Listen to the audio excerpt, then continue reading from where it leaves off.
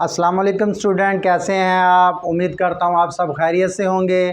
आज हम एक्सरसाइज 1.6 का क्वेश्चन नंबर 4 और 5 सोल्व करेंगे। क्वेश्चन नंबर 4 और 5 भी मैं जो है आपको 2 लीनियर इक्वेशंस तक हल करवा दूंगा। नेक्स्ट जो है सेम प्रोसेस है, वो हम जो है बार बार प्रैक्टिस करते चले आ रहे हैं कि किस तरह 2 लीनियर इक्वेशंस को हल करते हुए क्रैमर रूल से या इंसर्शन मेथड के तरीके से हम जो है आंसर निकाल सकते हैं। तो प्रॉब्लम स्टूडेंट्स को ये आ रही है कि हम इस जो स्टेटमेंट है इससे 2 लीनियर इक्वेशंस कैसे फाइंड कर सकते हैं।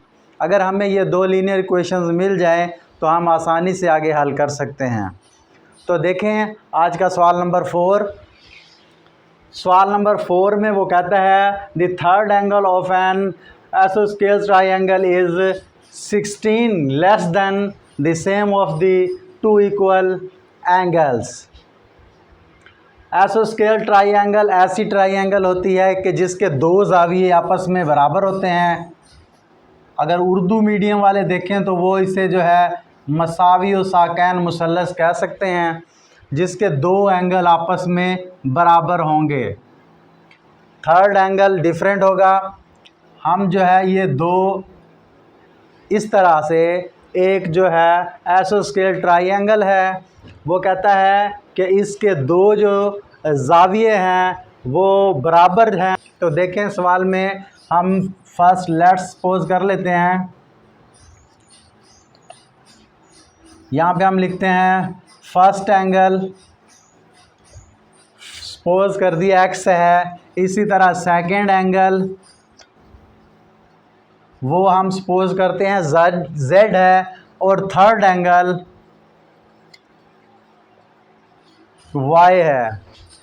ये दोनों जो सेम थे वो मैंने सेम पहले लिखे हैं। जैसे कि आप जो है इस फिगर में इस जो है मुसल्लस में देख सकते हैं x और z, ये दोनों जो हैं एंगल जो हैं ये इक्वल हैं, जबकि y एंगल डिफरेंट है। तो हमें बतलाया गया है कि आइसोस्केल triangle is 16 degree less than the sum of the 2 equal angles. जो इक्वल एंगल है हमारे पास x और z, इससे जो दूसरा एंगल है वो 16 डिग्री कम है। तो यहाँ पे हम लिख देंगे जो हमारे पास एंगल है y, वो उन दोनों के सम से 16 डिग्री कम है। एक है जी हमारे पास x और plus z minus 16 degree, 16 degree हमारे पास कम है, इसलिए हमने उसे लिखा। ये y वाला जो डिफरेंट था वो इन दोनों के सम से, the sum of the 2 equal ये वाले फर्स्ट 2 थे x और z, इनसे 16 डिग्री कम है, तो हमने माइनस 16 कर दिया। अब देखें वी नो डैट, आप यहाँ पे लिख देंगे x और z एंगल आपस में इक्वल हैं, इसलिए मैं इसे x प्लस x माइनस 16 कर सकता हूँ कि क्योंकि z की जगह पे भी मैं x लिख सकता हूँ, क्योंकि z और x आपस में इक्वल हैं। तो x और x 2x हो जाएगा minus 16, y is equal to 2x minus 16 हो गया। अब जो है मैं इसे लीनियर इक्वेशन बनाते हुए 2x को इधर ही रहने देता हूँ, ये y इधर आके माइनस का हो गया और ये 16 इधर आके प्लस का हो गया। तो हमारे पास इक्वेशन हासिल हो गई 2x minus y is equal to 16। तो ये हमारे पास फर्स्ट इक्वेशन हासिल हो गई। अब second equation, second linear equation हम ढूंढेंगे, तो वो हम जानते हैं कि तीनों एंगल्स का जो सम है 180 के इक्वल होता है। x plus y plus z 180 degree के बराबर होता है। तो हम यहाँ पे जो है, लेकिन हमें ये भी पता है कि z और x आपस में बराबर हैं, तो z की जगह पे भी मैं x की वैल्यू ही लिख दूंगा, क्योंकि दोनों आपस में इक्वल हैं। तो ये x और x 2x plus y is equal to 180। तो ये हमारे पास दूसरी इक्वेशन हासिल होगी, 2x plus y is equal to 180। अब इन दोनों को मैं जो है इकट्ठा करके लिख देता हूँ, 2x minus y is equal to 16, 2x plus y is equal to 180। तो देखें ये हमारे पास दो लीनियर इक्वेशंस हासिल हो गई हैं। इन्हें हम किसी भी मेथड में यूज़ करके आंसर निकाल सकते हैं। चलें जी नेक्स्ट क्वेश्चन देखते हैं, क्वेश्चन नंबर 5। क्वेश्चन नंबर 5 को स्टेटमेंट पहले रीड करते हैं। One acute angle of a right triangle is 12 more than twice the other acute angle, find the acute angle of right triangle. यहाँ पे हमारे पास राइट ट्राइंगल जिसे कैमा ज़ाविया मुसल्लस कहते हैं उसकी बात हो रही है।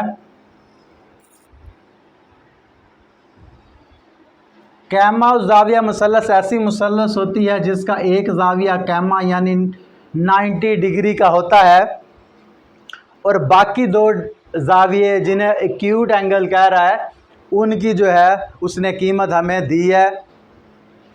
कहता है कि one acute angle of a right triangle, right triangle में जो एक्यूट एंगल को आप उर्दू में हादा ज़ाविया भी पढ़ते हैं, उर्दू मीडियम वाले। हादा ज़ाविया जो है एक कैमा ज़ाविया मुसल्लस का वन जो है फर्स्ट हादा ज़ाविया जो है वो 12 ज़्यादा है than the twice the other acute angle, दूसरे हादा ज़ाविये से 12 ज़्यादा है। यानी कि अब यहाँ पे हम फिर से फ़र्ज़ कर सकते हैं, let's first acute angle x and second acute angle y। जब हमने इन्हें सपोज कर लिया, फ़र्ज़ कर लिया कि एक फर्स्ट वन जो है वो x है, सेकंड वन जो है वो y है, तो हम सवाल की डिमांड के उसकी शराइत के मुताबिक जो पहला ज़ाविया है वो उसका लिख देंगे कि दूसरे के डबल से भी 12 ज़्यादा है, दूसरे के डबल से भी 12 ज़्यादा है, उसकी more than ट्वेंस the other acute angle, उसकी डबल से, ट्वेंस मतलब उसका डबल भी कर दें, उससे भी 12 गुना 12 आगे वो जो है उसके बराबर आएगा। तो एक एंगल दूसरे एंगल से इतना जो है फ़र्क रखता है।